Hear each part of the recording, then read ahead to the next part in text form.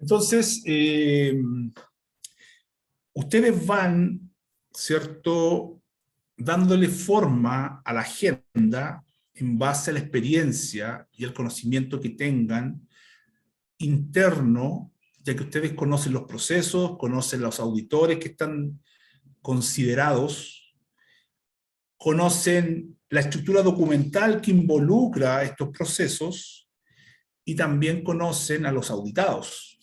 Entonces, como les comentaba, el establecer un horario lo que hace es bajar el riesgo de no completar la auditoría dentro del plazo, porque me fuerza, ¿cierto?, a seguirme a este horario para dar cumplimiento a estas temáticas y después, en paralelo, como ustedes ven acá, ¿cierto?, estar auditando otros temas por otro auditor, otra auditora, lo mismo acá,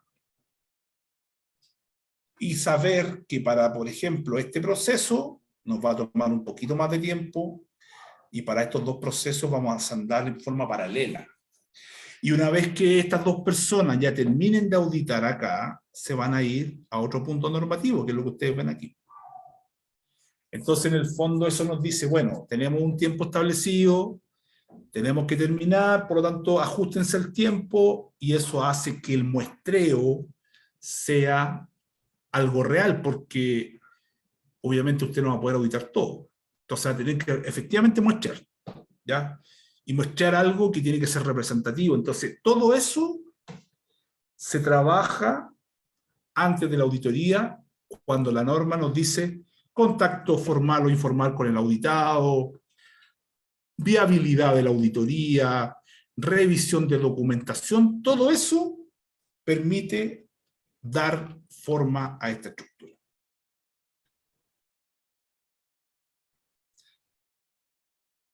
Más adelante, ¿cierto?, se ve que se van completando otros procesos, se deja la hora de almuerzo como la hora obviamente necesaria para poder tener un refrigerio y un descanso, que es algo obviamente relevante, y lo mismo con el segundo día, que empezaría acá. Un aspecto también relevante es que en primer día se deja una instancia para el trabajo particular de los auditores, es decir, los auditores tienen su momento para poder juntarse y consolidar el trabajo de la jornada. Y como sabemos que son 3 auditores y que uno de ellos tiene que hacer de auditor líder, aunque la norma no lo diga, sino que se establece como el interlocutor válido con el cliente, bueno, debería, ¿cierto?, poder llevar adelante esta consolidación de información y poder decir, de alguna forma, vamos bien en los tiempos, tienes alguna duda, hay algo que no hayas podido revisar, se quedó atrás alguna temática, hay mucha debilidad en este tema, es necesario informar algo al cliente. Todas esas preguntas van a salir en esta reunión, ¿cierto?, de trabajo, como dice ahí, de compilación de información.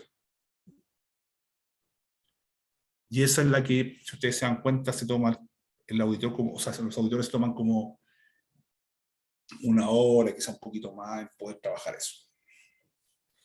Comenzamos el segundo día, ¿cierto?, con el resto de las temáticas, y vemos acá que también hay revisión de procesos,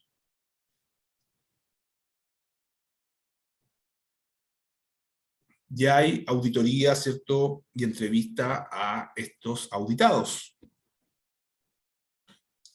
Hasta, ¿cierto?, completar,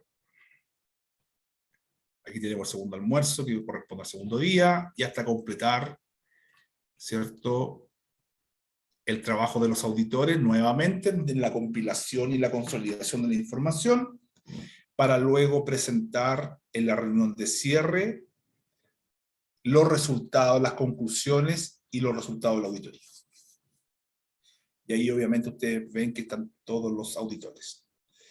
Acá también relevante, tanto en la reunión de inicio,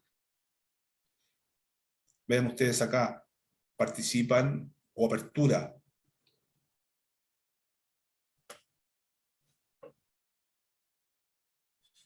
Participan, ¿cierto?, todos los auditores,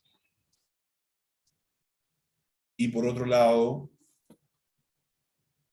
participan, ¿cierto?, los auditados, que en este caso es el cliente o la alta dirección que define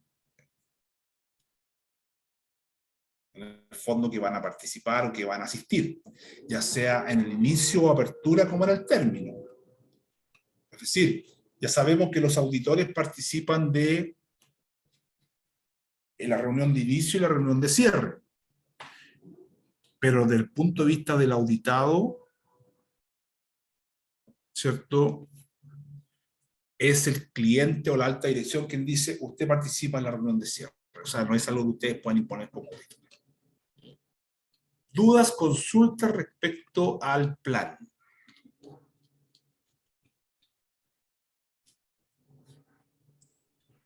Profesor, si termina la auditoría, ¿después se pueden seguir pidiendo documentos? No. No, no, porque recuerde que, o sea, internamente puede ser, pero si nos ceñimos al proceso, no, porque usted recuerde que culmina esto con las conclusiones. Es decir, cuando usted entrega el producto, que es el informe más los registros de hallazgo, el informe tiene que incluir los hallazgos más la conclusión. Entonces, en el fondo, no podemos concluir sobre una conclusión o no podemos ir más allá de una conclusión porque el proceso se cierra ahí. Ahora, como le digo, internamente puede ser que falte algo, ¿cierto? Y le diga, ¿sabes que después te lo voy a entregar? Y usted pueda complementar, pero es un detalle.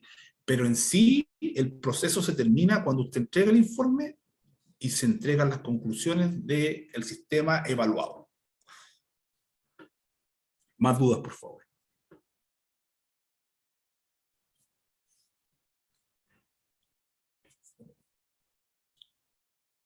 Bien. Les voy a enviar, junto con la norma que está pendiente, el programa que también está pendiente y este plan, ya para que ustedes tengan los documentos, ¿cierto?, que vayan derivando de la auditoría, más el registro de hallazgo que hemos ido elaborando, también se los voy a enviar todo en un correíto para que tengan todos los entregables en el fondo de la auditoría.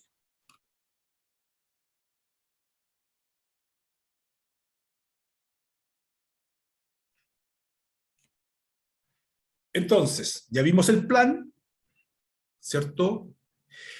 Y cuando usted presenta el plan al auditado y al cliente, aquí se indica que el plan debe ser aceptado por el cliente y debe ser aceptado por el auditado. Pueden haber objeciones, pero al igual que lo que se indicaba como parte de las competencias del auditor, perdón, eso tiene que quedar resuelto. Entonces no vamos a partir la auditoría, no vamos a comenzar la auditoría si es que las divergencias están todavía latentes y no se ha resuelto. No podemos partir la auditoría. Entonces lo que se indica en el plan, tiene que, o tenemos que estar todos de acuerdo para poder ejecutarlo. Entonces, si hay cambio, como sabemos que las competencias del auditor indica que el auditor es versátil, que se adapta a las situaciones, que es colaboradora a la auditora, entonces en el fondo nos dicen, oye, si es que cambiemos un horario, esto dejémoslo para mañana, esto adelantémoslo, y ahí usted reformula muchas veces el plan. ¿Ya? Pero lo que hacemos es resolver las divergencias que pueden haber.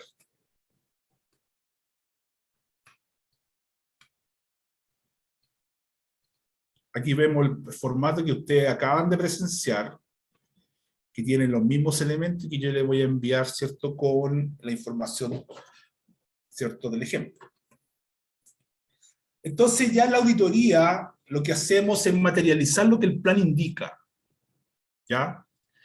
Materializamos lo que el plan indica Entonces, si tenemos una auditora, por ejemplo, líder, o que lleva adelante la auditoría, va a asignar tareas al equipo auditor, ¿cierto? Que es lo que vimos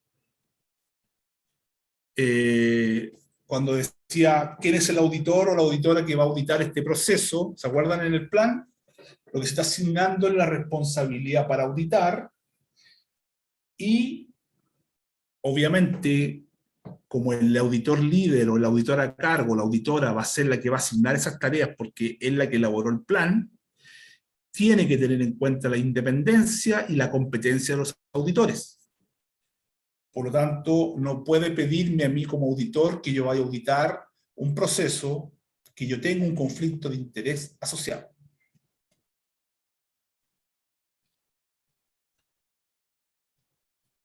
Utilizamos los documentos que están disponibles. Vean ustedes, listas de verificación, formularios para registrar hallazgos, que es lo que usamos, ¿cierto?, nosotros cuando hicimos los casos prácticos. Ya ese es nuestro registro de hallazgo y es el que nos va a permitir posteriormente llegar a el informe de auditoría. Y se genera la reunión de apertura, donde acá, ustedes la vieron que estaba programada en el plan. Entonces acá hay 3 aspectos que son relevantes al momento de comenzar la auditoría. El primero tiene que ver con confirmar que estamos de acuerdo con el plan de auditoría. Y lo confirma el auditado o el cliente y el equipo auditor. Estamos todos de acuerdo para partir. Esa es una cosa. Segundo, presentamos al equipo auditor, es decir, le presentamos a la organización, aunque ya lo conocemos porque estamos hablando de auditoría interna, pero presentamos y formalizamos el hecho de que hay 3 personas que van a comenzar desde este momento a evaluar y auditar. Y tenemos el segundo propósito. Y el tercero es la viabilidad, confirmar la viabilidad de la auditoría, teniendo en cuenta que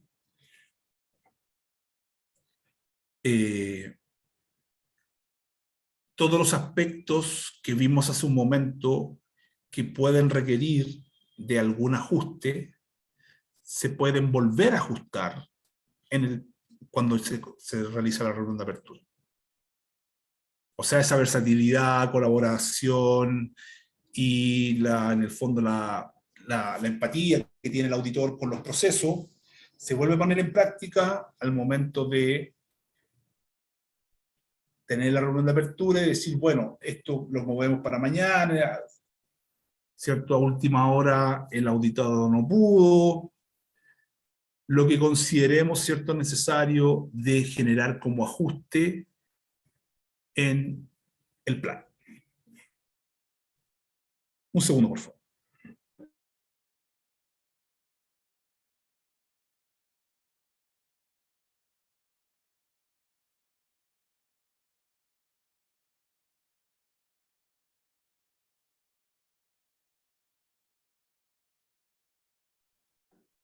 Bien, entonces, ¿qué indica la norma? Debería celebrarse una reunión de apertura con la dirección del auditado y cuando sea apropiado con los responsables de las funciones. Entonces, como les decía, es el auditado, el cliente es el que define quién participa en la reunión de apertura y la reunión de cierre. Pero tienen que tener la capacidad de decisión para determinar, ¿cierto?, que haya cambio o ajuste al plan.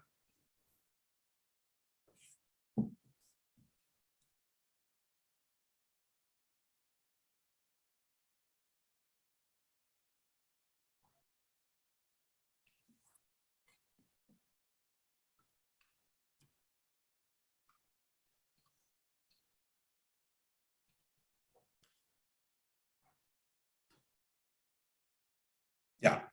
Entonces, lo importante también es que en organizaciones pequeñas, la reunión de apertura puede ser una comunicación de que se va a ejecutar la auditoría y explicar cómo se va a hacer. No algo tan extenso, no algo tan, ¿cierto?, impactante desde el punto de vista del tiempo y de sacar a la gente de su trabajo, sino que puede ser algo más holgado, ¿ya? Y aquí la norma, como buena práctica, indica, ¿cierto?, mantener el registro de los asistentes. Eso yo creo que debería hacer siempre, independiente que sea una reunión más informal, más holgada, o como dice acá, más formal. Siempre dejar registro de quienes participan de la reunión de apertura y de la reunión de cierre también. Entonces, presentamos a los participantes de la auditoría, tanto sus auditados como los auditores, confirmamos el objetivo de la auditoría, confirmamos el alcance, confirmamos el plan y cualquier otra disposición, como dice ahí, fecha y hora de cierre, alguna reunión intermedia, todo eso está dentro de la reunión de apertura.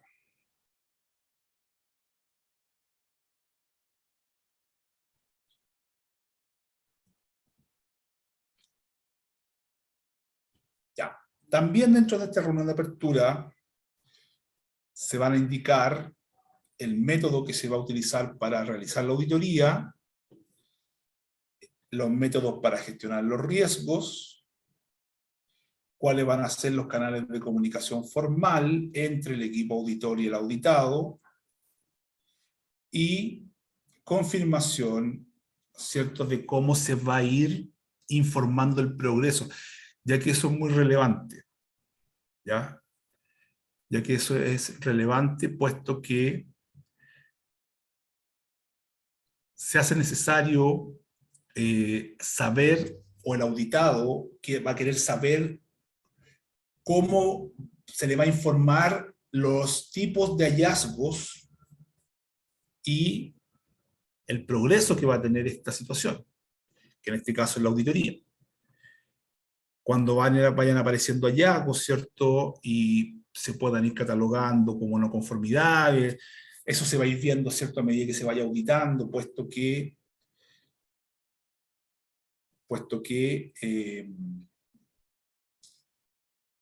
se va a ir generando en el ambiente una situación, ¿cierto?, tensa, posiblemente, porque en el fondo se va a ir evaluando cómo está el sistema de gestión. Al decir tensa, no necesariamente mal, pero sí se va a generar una cierta tensión. Entonces, en el fondo, el auditado va a querer saber cómo le va a ir informando el progreso, ¿cierto?, respecto a la auditoría.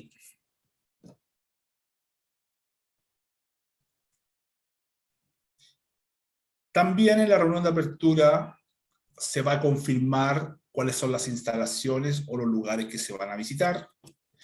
Se va a confirmar, ¿cierto?, todos los aspectos de confidencialidad y de seguridad de la información. Y generalmente, y esto también tiene que ver mucho con la formalidad que se le da al proceso, porque si es más bien interno, estamos hablando de procesos más distendidos, pero por ejemplo tenemos que saber cuáles son las condiciones de seguridad, las vías de escape, ¿cierto?, dónde están los extintores de seguridad, perdón, los extintores de incendio, de fuego. Puede haber, ¿cierto?, o se puede generar la necesidad de utilización de algún elemento de protección personal. Y, como dice acá también, podría darse la necesidad, insisto, tiene que ver mucho con la formalidad que se le da a la auditoría, pero incluso podría darse la necesidad y la formalidad de lo que es cómo se van a categorizar los hallazgos. Es decir, dejar claro en la reunión de apertura que nos vamos a encontrar con con conformidades, no conformidades, observaciones, oportunidades de mejora, por ejemplo. Que eso quede claro al momento de comenzar la auditoría.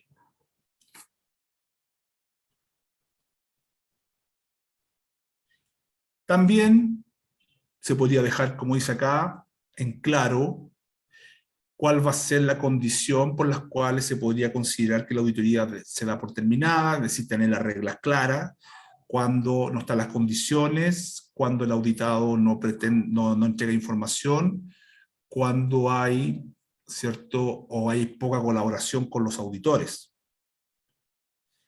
Y cómo se van a tratar los hallazgos, es decir, los vamos a ir informando como auditores en esas reuniones parciales, o los vamos a informar todos al momento del cierre con las conclusiones. ¿Ya? Y si hay la necesidad de una retroalimentación, ¿cómo se va a generar esta retroalimentación? ¿Ya? ¿Cómo se va a ir generando?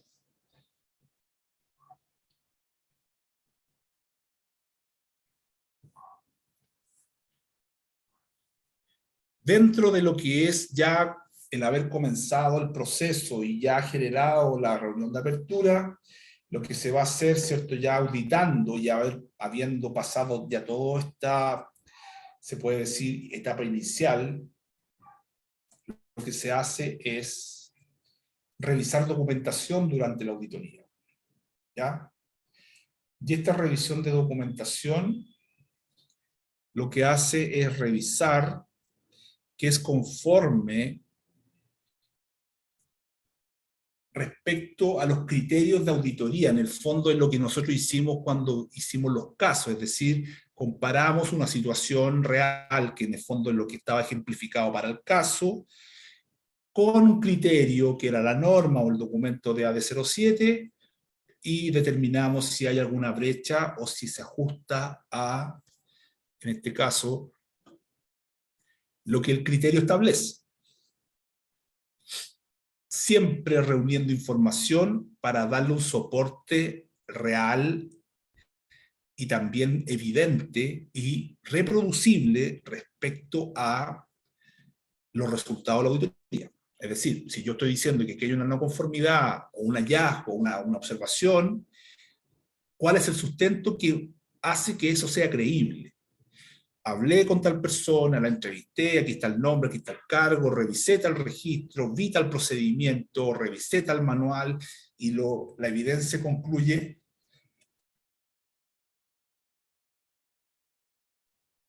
que no hay, ¿cierto?, cumplimiento normativo, que no hay cumplimiento interno, que no hay cumplimiento de procedimiento, o que sí se cumple, por lo tanto viene a ser una conformidad. Pero para eso la evidencia tiene que ser sustancial. Dudas, consultas, por favor.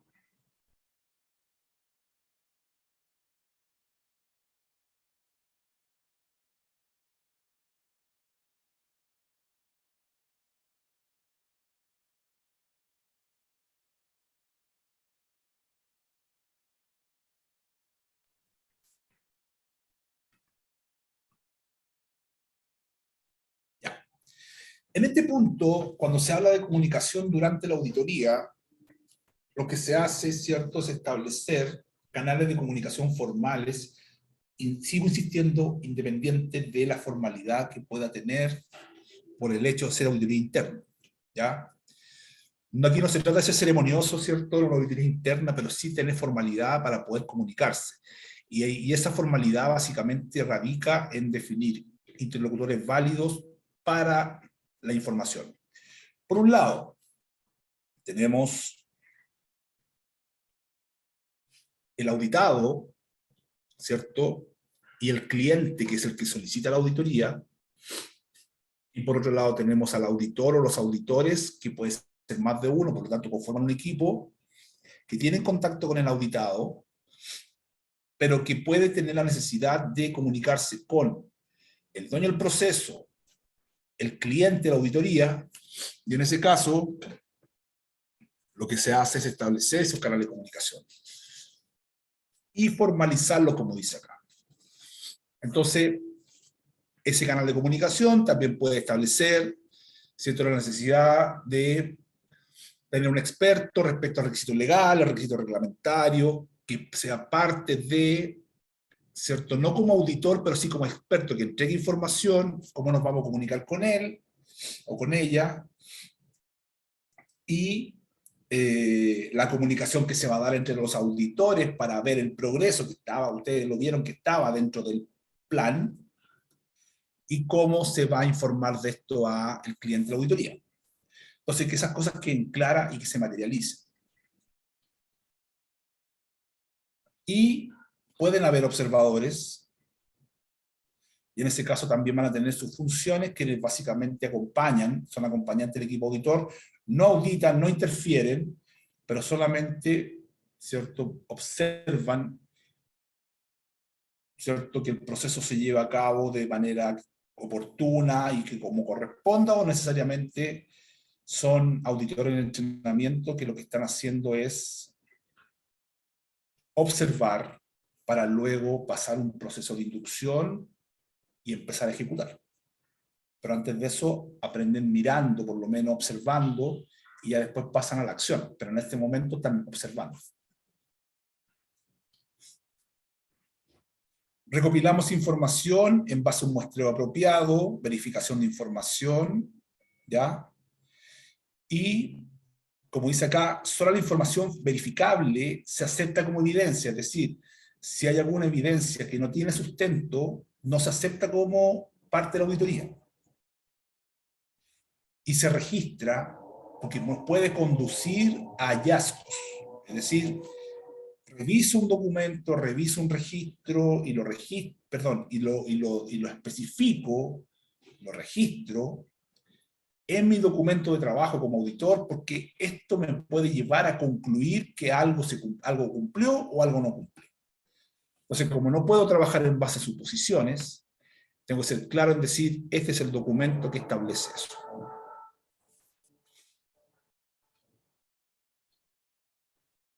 Entonces, utilizamos los distintos métodos para recopilar información. Primero tenemos las entrevistas, después tenemos la revisión de documentos y después tenemos las observaciones.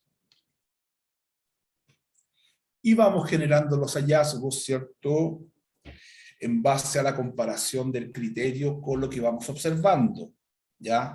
Sabiendo que al final vamos a tener que calificar todos estos hallazgos y que pueden haber conformidades, no conformidades, observaciones, oportunidad de mejora, de manera de que el auditado, sin ningún tipo de retraso o impedimento, a no ser que haya algo concreto, tiene que tomar estos hallazgos que están calificados y se ha concluido en base a ellos y poder resolverlos sin demora. ¿Ya? Así lo establece la ley.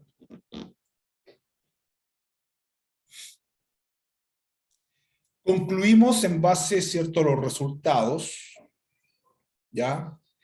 Y esa conclusión tiene que ver con la revisión de los hallazgos y con cualquier información que derive del proceso y el cumplimiento objetivo.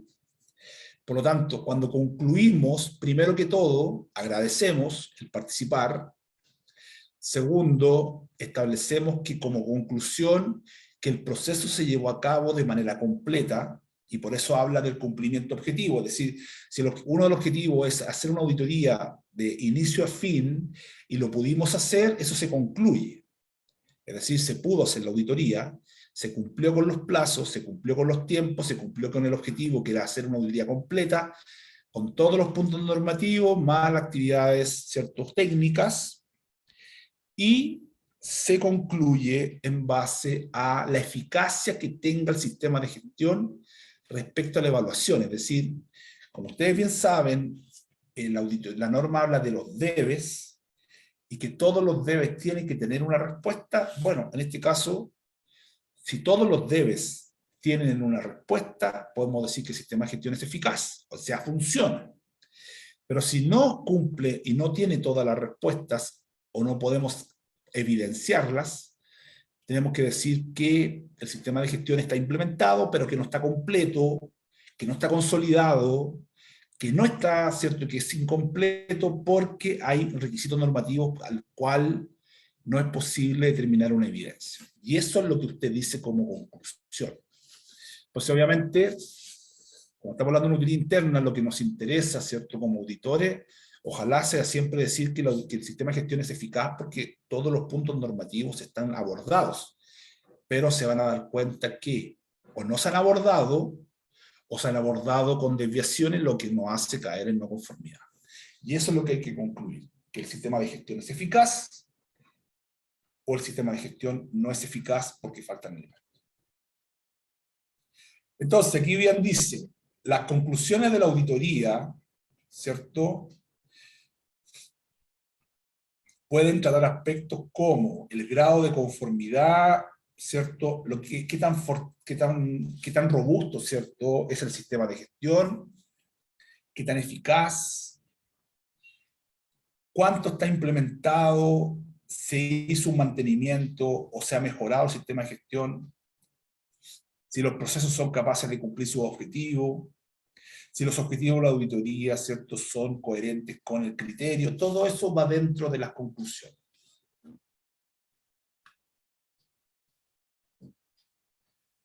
Y en este caso, yo lo dejaría como algo optativo, porque no es la generalidad, ¿cierto?, que se da, sino que más bien, por lo menos, en lo que nosotros generalmente estamos realizando como auditoría, nosotros llegaríamos hasta acá, hasta concluir.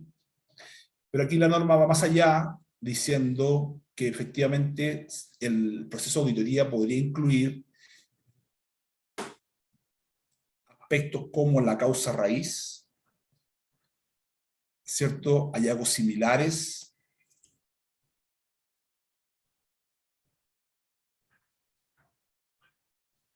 y recomendaciones para la mejora, pero eso en el fondo tendría que quedar establecido previamente, porque en este caso la auditoría es una evaluación y se entregan los resultados.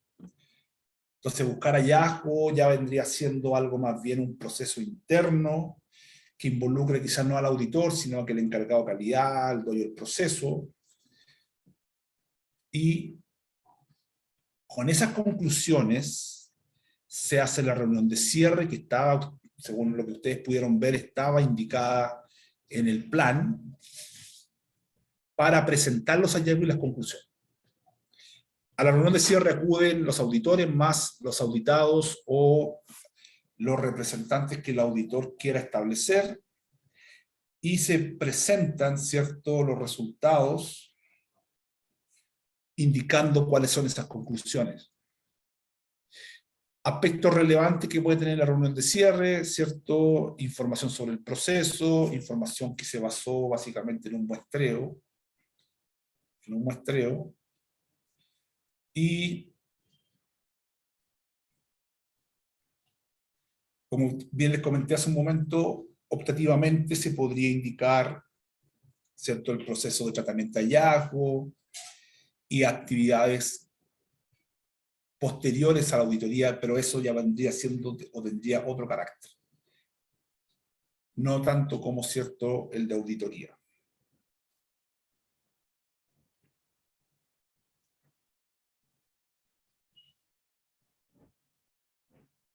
Preguntas, dudas, por favor.